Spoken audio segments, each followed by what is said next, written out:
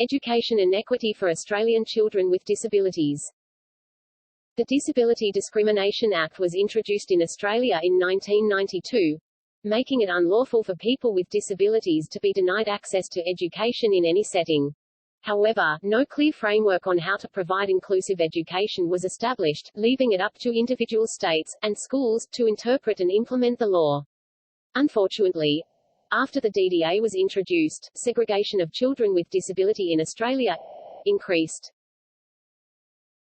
Gatekeeping practices, where children and their parents are discouraged from enrolling, or even refused enrollment in some cases, into schools of their choice.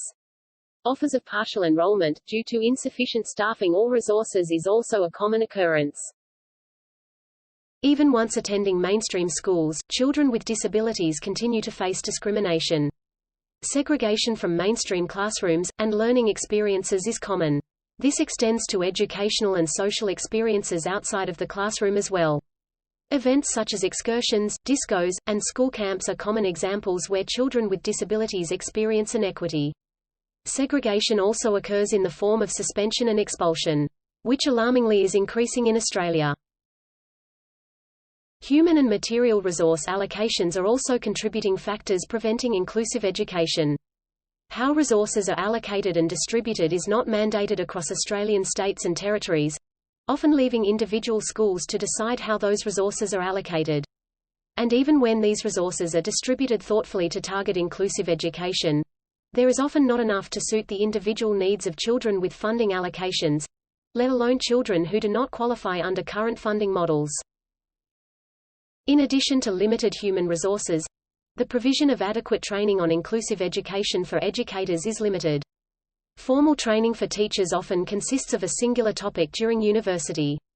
Any further education on how to effectively implement inclusive practice into the classroom is reliant on professional development guided by the school, or privately sourced.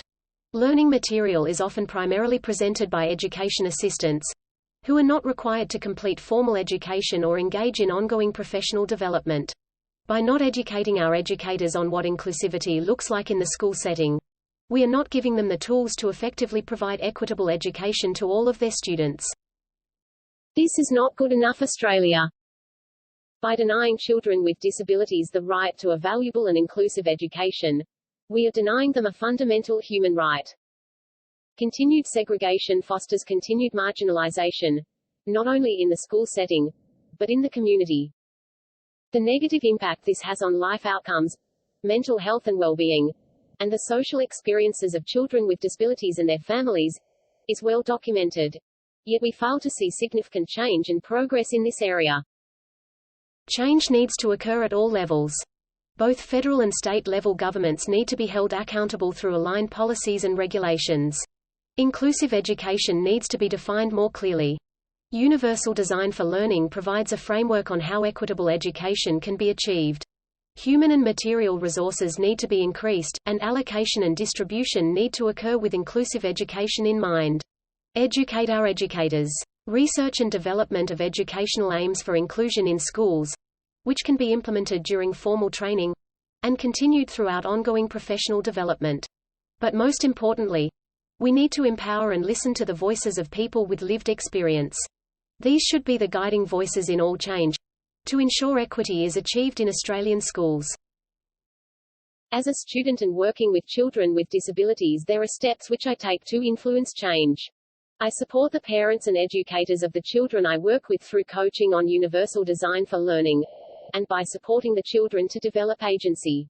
Involvement in community groups and contact with local government representatives builds relationships and awareness, particularly when people with lived experience are involved. Staying up to date with what is happening in this area, and engaging in petitions and email campaigns is also a powerful tool to raise awareness and advocate for change. You can make a difference too. Connect with people with lived experience. Their perspectives are invaluable. Educate yourself. Keep up to date with what's happening. Share information about campaigns, petitions and most importantly commentary from people with disabilities such as blogs, podcasts or articles. Lobby your local government to bring attention to the inequity in Australian schools. Get involved with community groups, to increase awareness and build support.